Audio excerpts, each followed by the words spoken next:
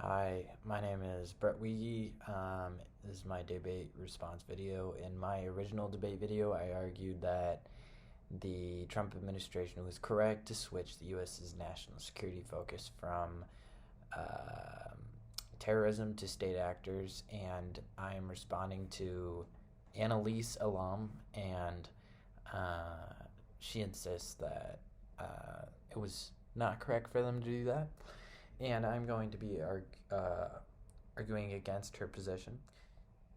Now, she says that it is not feasible for the U.S. to focus on such large priorities, uh, intensive priorities, such as state actors, when we have issues here at home, such as domestic terrorism, seen as in the Capitol assault. And my issue is this: is whether or not it's one would call it domestic terrorism. I don't consider that relevant to my argument.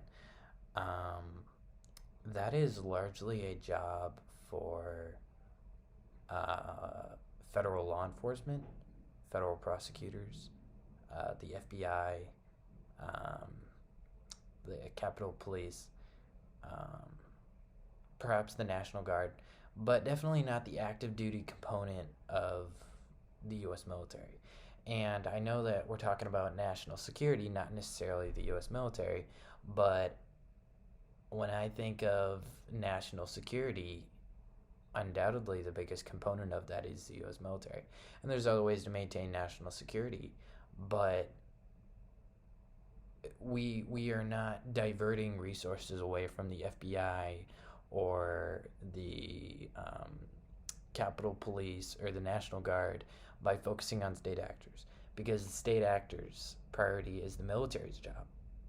So we are not diverting resources away from addressing domestic terrorism by doing that. Um, and now she also says that um, the war in Afghanistan is not over, which I would agree with. However, it's been going on a long time, and I believe now that the majority of land that is controlled by ISIS has been taken away uh, from the group.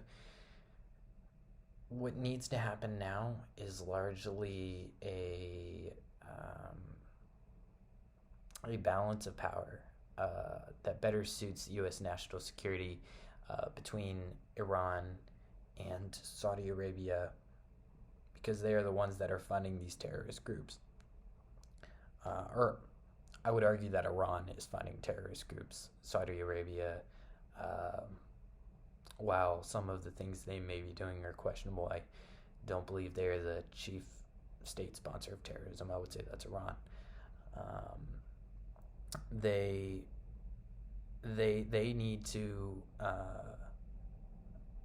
there needs to be a solution in the Middle East where um, those resources are cut off so that the terrorists um, no longer have such a bolstered source of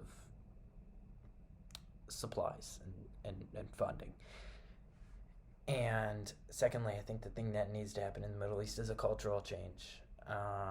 Because the reality is, no matter how many bombs the U.S. drops, no matter how many terrorists they kill, if a people are driven enough, there will always be more people willing to join what they believe is a just cause. And so, what needs to happen is a cultural change where, um, well, I I must clarify that I totally believe the vast majority of people in the Middle East condemn terrorism. Um, but certainly, if more people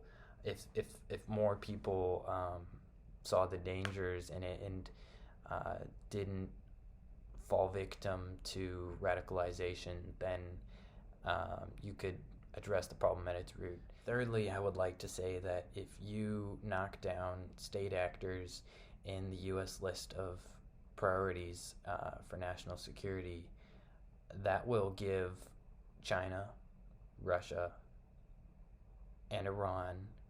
I'm not really concerned about North Korea.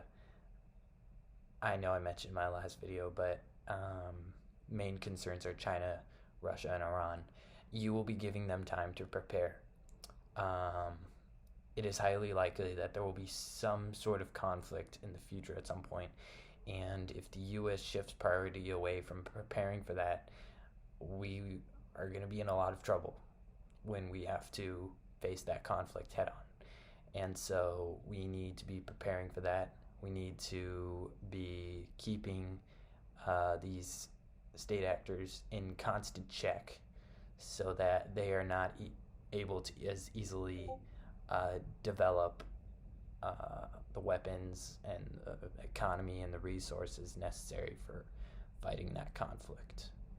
And that is why I believe prioritizing state actors is important, and you don't have to compromise addressing domestic terrorism for addressing state actors. You can do both of those things.